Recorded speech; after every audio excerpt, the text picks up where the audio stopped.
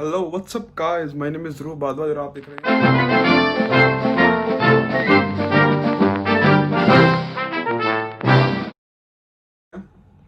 सो आज का जो हमारा टॉपिक है वो है कि अगर आप इंटरनेशनल स्टूडेंट हो और आप किसी और प्रोविंस में स्टडी कर रहे हो अदर देन दी मैनीटोबा, सो आप मैनीटोबा में मूव होने के बाद आफ्टर स्टडीज कैसे पीआर अप्लाई कर सकते हो और क्या स्टेप्स हैं और क्या बेनिफिट्स हैं वहाँ पर पीएनपी लेने के, और कंपेयर करेंगे इसको हम अदर प्रोविंस के साथ भी। For an example with the Ontario and the Quebec also where I am living currently. Okay, so अभी आपको स्क्रीन पर दिख रहा होगा कि मैं इस वक्त जो है ऑफिशियल इमिग्रेशन मैनीटोबा की साइट पर हूँ, और इधर जो है बेसिकली आपको अभी दिख रहा होगा कि skilled workers in Manitoba and other than like other things qualifying employment and all. So मैं आपको अभी ब्रीफली एक्सप्लेन करूँगा कि क्या क्या किस किस चीज़ में इन्होंने डिवाइड कर रखा है पीएनपी के लिए, और कौन कौन एलिजिबल है और कौन कौन एलिजिबल नहीं है। सो मैं सबसे पहले शुरू करता हूँ। हमारा जो है who can not apply for the MPNP, तो कौन है जो अप्लाई कर ही नहीं सकते हैं एमपीएनपी के लिए। सो उसके लिए जो हमारे पास पहला जो आता है वो आता है रिफ्यूजी, जिन्होंने रिफ्यूजी क्लेम कर रखा है, और वो तो कर ही नहीं सकते क्योंकि वो एंटायरली पूरे कनाडा के लिए होता है। अगला जो आता है वो लिव इन केयर गिवर्स होते हैं, और temporary foreign workers country working and residing in other province and Manitoba. It's obvious if you are living in other province then you are not eligible for the PNP of Manitoba. हाँ, तो हमको पता ही है। सो अगला आता है कि spouse of Canadian citizen permanent residence, if you are spouse of like आपकी वाइफ आप सिटीजन हो और आपकी वाइफ पीएनपी अप्लाई करना चाहती है मैनीटोबा के लिए, so she is not eligible for that. अगला आता है कि हमारे पास individuals who have been refused by the MPNP, जो रिफ्यूजल की आ चुकी है एमपीएनपी के अंदर लास्ट 6 मंथ के अंदर, और who are not able to address the reasons for the refusal, so they are not eligible for the MPNP. After that, the last one is individuals who have an active immigration application with other provincial nominative program or federal immigration program in Canada. So it's obvious है कि अगर आपने express entry के लिए apply करा हुआ है और डिफरेंट पीएनपी के लिए, फॉर एग्जांपल आप OINP के लिए अप्लाई कर रखा है, लाइक ओंटारियो नॉमिनी प्रोग्राम के लिए आपने अप्लाई कर रखा है और साथ में मैनीटोबा के लिए भी अप्लाई कर रहे हो, so it's not eligible for, you are not eligible for that. तो ये सब जो है आप इन सब चीज़ों के लिए आप एलिजिबल नहीं हो। अब अगली बात आती है कि अगर मैं स्टूडेंट हूँ और मैंने फॉर एग्जांपल +2 करी है, उसके बाद 2 साल का डिप्लोमा करा है, और आप कुछ भी बैचलर्स करने के बाद यहाँ पर कनाडा के अंदर आए और आपने 2 साल का डिप्लोमा या कुछ भी करा है और आप मूव करना चाहते हो मैनीटोबा के अंदर, सो व्हाट्स लाइक किस कैटेगरी के अंदर आप पीएनपी अप्लाई कर सकते हो। सो जो प्रोमिनेंट आता है, प्रोमिनेंट जो प्रोग्राम चलता है उसके लिए वो होता है हमारे पास स्किल्ड वर्कर प्रोग्राम। सो मैं आपको अभी ऊपर शो कर देता हूँ। ओके गाइस, सो अब हम ऑफिशियली पेज में आ चुके हैं। तो आप देख सकते हैं कि मीट टू मैनीटोबा यहाँ पे लिखा हुआ है। सो जो इन्होंने कैटेगरी डिवाइड कर रखी है, first one is the skilled worker stream, आप ऊपर देख सकते हैं सबसे पहले नंबर पे यही है। Second one is international education stream and third one is business investor stream. So these are the main streams for which you can apply for the PNP. अब बात आती है कि हम किसके लिए एलिजिबल है। तो अगर आप दूसरे प्रोविंस से आफ्टर स्टडीज मूव कर रहे हैं, सो आपके पास सिर्फ एक ही ऑप्शन बचता है, वो होता है स्किल्ड वर्कर स्ट्रीम। आप बिजनेस इन्वेस्टर स्ट्रीम पे भी इन्वेस्ट कर सकते हैं, बट एज एन स्टूडेंट हमारे पास इतना पैसा पहली बात तो होता नहीं है कि हम इन बिजनेस वगैरह कुछ खोल सकें या फिर उसके लिए इन्वेस्ट कर सकें, और उसके अंदर भी आगे जाके कुछ क्लचेस वगैरह आती हैं। So it's better to move for the skilled worker stream. अब स्किल्ड वर्कर स्ट्रीम में हमारे पास 2 डिफरेंट कैटेगरी में डिवाइड हुआ है। First one is the skilled workers in Manitoba and second one is the skilled worker overseas. अब मतलब क्या है इसका, जो स्किल्ड वर्कर मैनीटोबा के अंदर है, अगर आप मूव हो रहे हो मैनीटोबा के अंदर काम कर रहे हो तो आप उसके अंदर कैटेगरी के अंदर आते हो। ओवरसीज जो मतलब बाहर के, वो are currently not living in the Manitoba, simple. So हमारे पास जो अब ऑप्शन है वो क्या है, skilled workers in Manitoba. Okay, so अब इसका ओवरव्यू किया कि कौन कौन एलिजिबल है, क्या स्टेप्स है अप्लाई करने के लिए पीएनपी। ठीक है जी। तो the PNP for skill worker is locally driven and based on the needs of Manitoba employers. So यहाँ पर करंटली लिखा हुआ है कि एम्प्लॉयर्स मैनीटोबा में जो है एम्प्लॉयर्स की नीड है उसके लिए हम पीएनपी उन्होंने खोली हुई है। अब पर ये तुमको पता ही है, ये सब खोली है, पर हमारी मतलब की बात क्या है कि हमें क्या स्किल्स चाहिए, हमें क्या कितने साल का एक्सपीरियंस चाहिए है, और क्या आईएलटीएस के अंदर स्कोर चाहिए, किस level of what level of CLB is required for the application of PNP. And after that उसके बाद हम एलिजिबल होते हैं कि नहीं होते हैं, और डिफरेंस क्या है अगर हम वहाँ पर पढ़े और हम मूव करते हैं वहाँ से डिफरेंट प्रोविंस से। सो अगर फर्स्ट ऑफ ऑल अगर आप मूव करते हो वहाँ पर, तो आपको जो है मतलब कि if you move from the different province, then you should have the at least 1 year of the experience in the desired fields.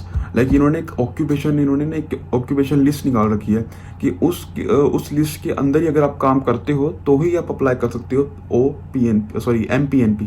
तो अगर आपने उस लिस्ट के बाहर कोई काम कर रहे हो तो आप एलिजिबल नहीं हो, एज सिंपल एज दिस। तो उस लिस्ट को मैं आपको शो करूंगा बाद में कि वो लिस्ट कौन सी है। पहले हम बात कर लेते हैं अपनी एलिजिबिलिटी को डिटरमाइन करने के लिए।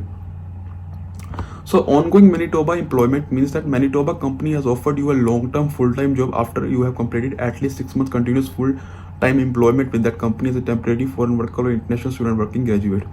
6 months उनके लिए है जो वहां पर पढ़ चुके हैं, आपके लिए 6 months नहीं है। अगर आप डिफरेंट प्रोविंस से मूव कर रहे हैं तो आपके लिए वो 1 year होगा। Okay, understood. ओके,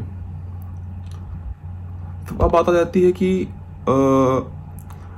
कौन कौन एलिजिबल नहीं होता है इन सब के लिए। अगर आप सेल्फ एम्प्लॉयड इंडिविजुअल हैं और बिजनेस ओनर है, या फिर आप एक ओनर ऑपरेटर हैं और एक इंडिविजुअल है जो प्रोवाइड कर रहा है services as an independent contractor, okay, to their supporting application, तो आप एलिजिबल नहीं हो सकते उस चीज़ के लिए।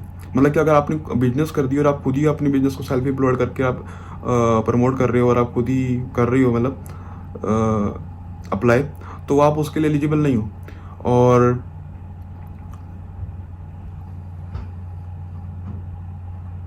अगर आपने वहाँ पर कोऑप अप्लाई कर रखा है, फॉर एग्जांपल आप डिफरेंट कॉलेज डिफरेंट प्रोविंस से पढ़े हुए और आपने कोऑप जो है मैनिटोबा के अंदर अप्लाई कर ले लिया, मान लो आपको जॉब मिल गई वहाँ पर नोक लेवल बी की, और आपने वहाँ पर कोऑप के अंडर एक्सपीरियंस ले लिया, so it will not count. आपको जो है फुल टाइम वर्क परमिट में ही आपका एक्सपीरियंस काउंट होगा, उसके अलावा आपका एक्सपीरियंस काउंट ही नहीं होगा। So this is the most important thing. अगला पॉइंट आता है your employer must demonstrate to satisfaction that MPNP that they are established business with ability to offer you full time and long term employment in the Manitoba. Okay, ये जो बाकी जो requirements होती है कि वो एम्प्लॉयर फुल टाइम आपको job देना चाहिए, लॉन्ग टर्म जॉब देनी चाहिए आपको, सो ये सब तो हमको पता ही है कि ये सब लिखा होता ही है। बिजनेस इस्टेब्लिश होना चाहिए और प्रोडक्शन कैपेबिलिटी होनी चाहिए, प्लांट होना चाहिए, place of business in Manitoba होनी चाहिए, तो सब हर बिजनेस के अंदर रिक्वायरमेंट पूरी हो ही जाती है अगर आपको जॉब मिल जाती है। सो ये these are not that much important requirements, but आपको जो मेन है वो आपको जॉब मिलनी चाहिए और आपको आईएलटीएस का स्कोर होना चाहिए। सो अब डिपेंड करता है कि आप किस CLB लेवल के लिए आप किस जॉब के लिए किस CLB लेवल पे आप अप्लाई कर रहे हो। फॉर एन एग्जांपल अगर आप लाइक यहाँ पे ना अलग अलग ऑक्यूपेंट्स जो लिस्ट है, जो अलग अलग लिस्ट है हमारे पास काम की, उसके लिए अलग अलग लेवल ऑफ CLB है। मैं आपको शो करता हूँ, आप यहाँ पर देख सकते हैं इस पेज के अंदर कि ओके या सो आप यहाँ पर देख, इसका मैं ओवरव्यू कर बता देता हूँ आपको। The in demand occupation list has been updated with the information indicating whether some occupations will only be considered as in demand under some streams. मतलब कि इन डिमांड जो ऑक्यूपेशंस है उन्हीं को इस स्ट्रीम के अंडर उन्होंने लाई करा है जो इन डिमांड के अंदर है। एंड जो इन लिस्ट से रिमूव कर दी गई है, आप उनके अंदर जॉब करके अप्लाई नहीं कर सकते PNP। and CLB requirements have been adjusted for some occupations to improve consistency across specific NOC groups। तो वही मैंने आपको पहले ही बताया था कि अलग अलग NOC लेवल ऑफ जॉब के लिए अलग अलग CLB हम इन्होंने प्री डिफाइन कर रखी है। तो अब हम बात करते हैं कि हम कौन सी जॉब ले और किसकी क्या हमें आईएलटीएस का स्कोर चाहिए, तो हम उसके ऊपर जो है PR अप्लाई कर दें। तो मोस्ट ऑफ द टाइम हम क्या जब हम मूव होते हैं तो हम NOC level B, first of all you have to search for the NOC level B job. NOC level C वगैरह अगर आप D तो एलिजिबल ही नहीं है, C वगैरह सर्च करते हो तो आपको फिर in some condition it will be eligible और in some condition it will not be eligible. आगे फ्यूचर में कोई चेंज होता है तो फिर दिक्कत आती है। सो ये दिक्कत मतलब ये थोड़ा सा पंगा ही है। अब नोक लेवल सी की मैं एक बार बात कर लेता हूँ।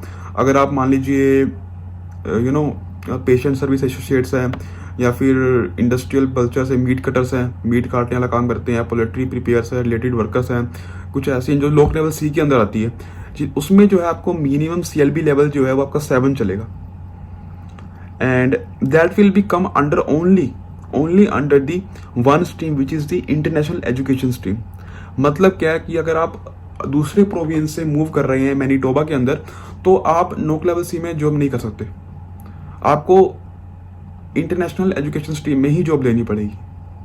सॉरी, अगर आपको नोक लेवल सी पे काम करना है तो आपको वहाँ पर पढ़ाई करनी होगी 1 साल की, तो ही आप एलिजिबल हो सकते हो वहाँ पे नोक लेवल सी के लिए भी। उसके अंदर भी आपको कुछ सर्टेन कंडीशंस है, सर्टेन जॉब्स है, जो उन जॉब के अंदर ही काम करके आप PNP अप्लाई कर सकते हो। So it's better to apply for the job NOC level B job. अब नोक लेवल बी भी अब इन्होंने कई कैटेगरी में डिवाइड कर रखी है। फॉर एन एग्जाम्पल, आपका अगर आप कंस्ट्रक्शन के अंदर हैं या फिर इंडस्ट्रियल मैकेनिक्स के अंदर है, तो आपका जो नोक का कोड होगा, वो जो नोक जो लेवल होगा वो होगा आपका B, और आपको CLB जो चाहिए है 5 चाहिए होगा। सो it's not that much requirement, अगर आप कंस्ट्रक्शन मैनेजर वगैरह हैं, या फिर टूल या डाई मेकर्स है, शीट मेटल वर्कर्स है, वेल्डर्स हैं, तो वो सारा का सारा नोक लेवल B के अंदर आता है। So these are the jobs which are not that much difficult to find. अगर आपका बेसिक सेट ऑफ स्किल्स हैं तो आप उनको फाइंड कर सकते हो, और उन पर्टिकुलर जॉब के बेस पर आप CLB भी गेन कर सकते हो। और CLB भी यहाँ पर कुछ ज़्यादा नहीं है, आप देख सकते हो कि मिनिमम CLB 5, 6 जो नोक लेवल C है उनके लिए CLB इन्होंने 7 प्री डिफाइन कर रखी है, और नोक लेवल C के लिए तो हम एलिजिबल होती ही नहीं है। क्यों नहीं होती? क्योंकि हमने वहाँ पर पढ़ाई नहीं करी होती। सो बेसिकली हमारे पास जो वर्कर स्किल्ड वर्कर हमारे पास जो बचता है, उसके अंदर नोक लेवल OAB ही आती है, और उनके अंदर भी जो CLB लेवल है वो इतना ज़्यादा है नहीं है, 5 और 6 जो basically we can achieve very easily according to me. अब नोक लेवल बी में अगर आगे जॉब देख लेते हैं, जैसे कि बेकर्स हो गया, टीम ऑर्डर के अंदर जो बेकर्स वगैरह होते हैं उनका इन्होंने नोक डिफाइन कर रखे हैं, जैसे कि 6, 3, 2, 2, एंड कुक्स के लिए इन्होंने डिफाइन कर रखा है, और ये सारे के सारे जो होते हैं नोक लेवल B के अंदर ही आते हैं। और यहाँ पर जो आपको मिनिमम CLB लेवल भी 5 चाहिए। सो अगर आपके पास बेसिक्स जॉब मिल जाती है वहाँ पर, कुक हो गया, फूड सर्विस सुपरवाइजर हो गया, बेकर्स हो गया, वेल्डर्स हो गया, प्लम्बर हो गया, या फिर सब वेल्डर्स, इन सब के अंदर आपको जॉब मिल जाती है, तो आप नोक लेवल B के अंडर अप्लाई करते हो, और आपको CLB भी 5 मैक्सिमम 6 चाहिए होता है। और उसके बाद आपको 1 साल काम करना है, जॉब ऑफर चाहिए, 1 साल काम करना है, और आप फिर PNP के लिए एलिजिबल हो जाते हो। तो अब हमको पता लग गया हम क्या क्या हमको काम करना है, क्या क्या लिस्ट वहाँ पर होती है, किसके अंदर हमें काम करना है। अब बात आ जाती है कि हम अप्लाई कैसे करें, हाउ वी कैन अप्लाई। सो मैं ओके, सो अब हमारे पास आ जाता है ऑप्शन कि हम अप्लाई कैसे कर सकते हैं PNP के लिए। तो आपको सबसे पहले एक एक्सप्रेशन ऑफ इंटरेस्ट सबमिट करना होगा। So what is the expression of interest, तो देख लेते हैं। The expression of interest is not an application but an online profile.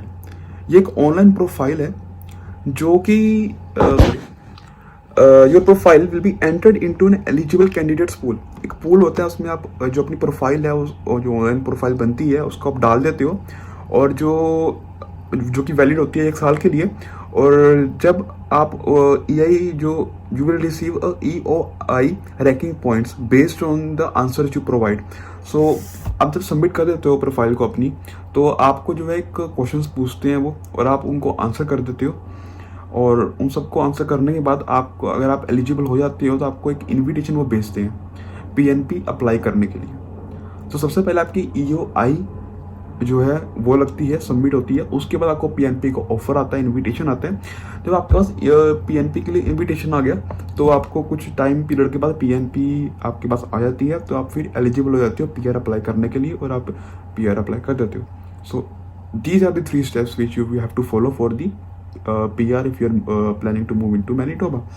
So first one is submit an expression of points interest. Second one is the highest scoring qualified candidate with a connection of Manitoba are invited to submit an PNP application. जो eligible हो जाता है तो उसको like invite कर लेते हैं apply करने के लिए, and after getting the NP you will be eligible for the PR for the Canada. Okay, thank you very much guys, hope you liked the video, and if you liked, so please like, share and subscribe to my channel, and जो documents होंगे इससे related और जो भी आपको website है उसका link आपको डिस्क्रिप्शन में दे दूंगा, और आप जाकर के देख लीजिए, सर्च कर लीजिए, and you will get the all information. And if you want more videos on the different provinces, and comment, and I will definitely upload. So thank you very much and have a nice day.